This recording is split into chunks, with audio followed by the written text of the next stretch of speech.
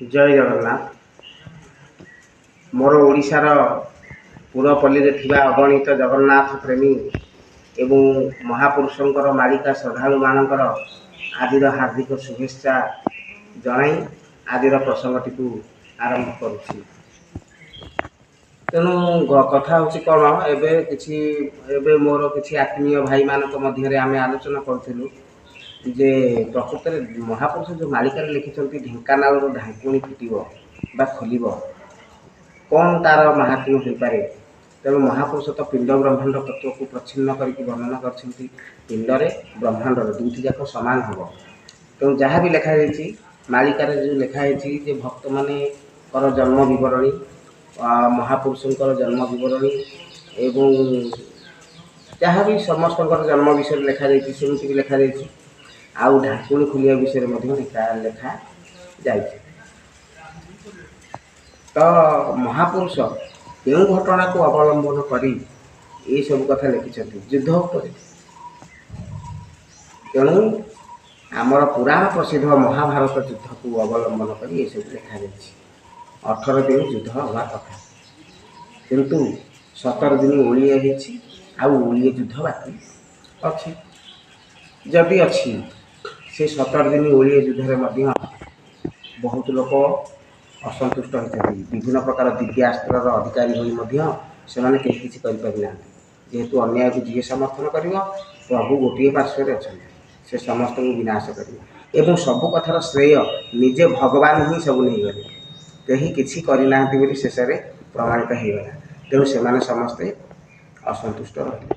तेणु भूरीश्रवा पगड़ी बांधु बांधु तार 17 दिन कर्ण ये महत्व किसी रहा ना। पांडव मैंने असंतुष्ट कौरव मैंने असंतुष्ट जिते सब रथी महारथी से अश्वस्थमा एपर्यंत जीवित नीचे छपी घूरी बुलूँ। तेणु से आंजनेय हनुमान युद्ध भूमि थे बेलालसेन बर्बरिक एम समस्ते असंतुष्ट। तेणु प्रभु तक कहले तुम जो ओलिए अच्छी से ओलिए युद्ध हम से प्रसंग आज्ञा अलग प्रसंगटी हूँ घंटी पकई किए।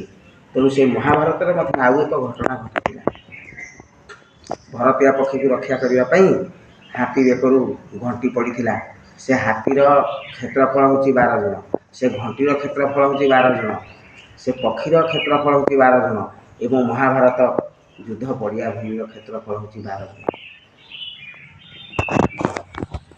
तेणु से केमी रहा केमी पड़ा से जी पकई जी रक्षा कर भरतिया पक्षी को रक्षा करने से घंटी पड़ी। तेणु से घंटी जी पकई से उठे पार कि यही जुगरे से जदि क्या निजर प्रतिनिधि स्वरूप निर्देश देवे जे मोर प्रतिनिधि स्वरूप आजकल तो आम सब शासन प्रतिनिधि स्वरूप। तेणु प्रभु निजे न आसीपारि निजे न आसवाई चाहिए से जदि अन्य कौन भक्त हो कौन अंश जन्म होता कौन व्यक्ति को हो से कहे तू से घंटी को उठेबी से घंटी उठे।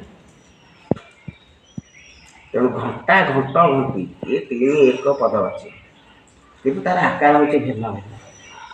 तेणु कथा आपण मैंने समस्ते ये विषय प्राय जानते तो से घंटी रही कौटी ढेंकानाल एमती देखा गले ढेंकानाल हूँ एक पुराण प्रसिद्ध अंचल। कैलाश पर्वत सदृश कपिलाश पर्वत बाबा चंद्रशेखर प्रभु हरि विराजमान कि अपूर्व शांति सेठू गले सप्त शज्या एपटे अच्छी सप्त शज्या भगवान रामचंद्र तृतीय जुगरू विचरण करते तार नजीक अच्छी दृष्टान्त रही सेपटे ब्राह्मणी नदी रे भगवान व्यासंकर जन्मलाभ उत्पत्ति स्थल जन्मस्थल पुराण में वर्णित है। एमती अनेक एवं तो है द्वितीय श्रीक्षेत्र पुरी मंदिर को अनुकरण करी सेठारे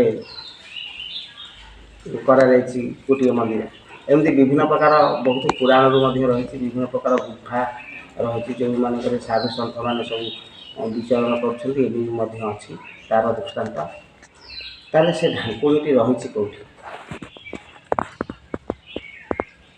कहीदेले आपण मैंने जापर ढेंकानाल एमती एक मंदिर रही ଢେଙ୍କାନାଳରେ ଏମିତି ଏକ ମନ୍ଦିର ରହିଛି। ମୁଁ ଏହା କହୁଛି, ମୋ ମନକୁ ଆସିଛି, ଏହା ସତ୍ୟ କି ନାହିଁ ତାହା ଆପଣମାନେ କମେଣ୍ଟରେ ଜଣାଇଲେ ମୁଁ ମଧ୍ୟ ବହୁତ ଖୁସି ହେବି।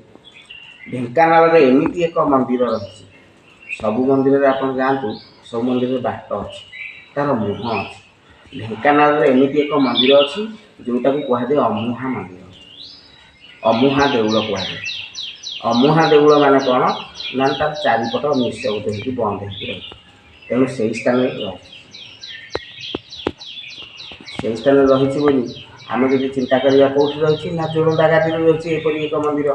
କିନ୍ତୁ ସେ ଜୋରନ୍ଦା ଗାଦିରେ ଅଛି ବୋଲି ଯେ କେବଳ ମହିମା ସମ୍ପ୍ରଦାୟର ବ୍ୟକ୍ତିମାନଙ୍କ ମଧ୍ୟରୁ କୌଣସି ସାଧୁ ସନ୍ଥ ତାହାକୁ ଉଠେଇବେ ବା ଖୋଲିବେ ସେମିତି ନାହିଁ। ପ୍ରଭୁ ଯାହାକୁ ନିର୍ଦ୍ଦେଶ ଦେବେ,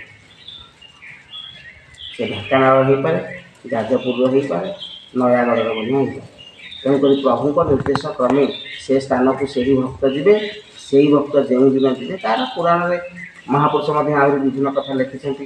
କିନ୍ତୁ ମୋ ମନକୁ ଏଇ କଥା ଆସୁଛି, ଯଦି ଏହା ସତ୍ୟ ହୋଇଥିବ କି ଭୁଲ ମଧ୍ୟ ହୋଇଥିବ ଆପଣମାନେ କମେଣ୍ଟରେ ଲେଖିଲେ ମୁଁ ମୋ ନିଜକୁ ସୁଧାରିବା ପାଇଁ ଆପ୍ରାଣ ଚେଷ୍ଟା କରିବି। ଜୟ ଜଗନ୍ନାଥ।